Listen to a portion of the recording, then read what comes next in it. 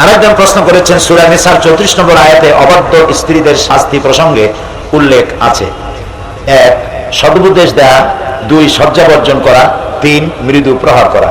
এখন প্রশ্ন হচ্ছে, যে কাজের জন্য স্ত্রী এরূপ শাস্তি ভোগ করবে, অনুরূপ বা সমপর্যায়ের কাজ যদি স্বামী করে, তার বিধান কি? সমান অধিকার সব জায়গায়, কিন্তু সমান অধিকার যেভাবে স্বামী মৃদু প্রহার করতে পারবে, আপনি স্বামীকে মৃদু প্রহার করতে পারবেন না।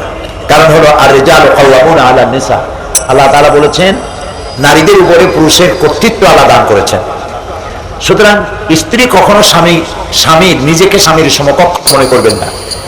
স্বামীকে নিজের সমকক্ষ মনে করাটাই সংসারের মধ্যে বিপর্যয়ের কারণ হয়ে দাঁড়ায়। অবশ্য স্বামী যদি শরীয়ত বিরোধী কোনো অন্যায় করে, তাহলে আপনি তাকে সৎ পরামর্শ দিতে পারেন।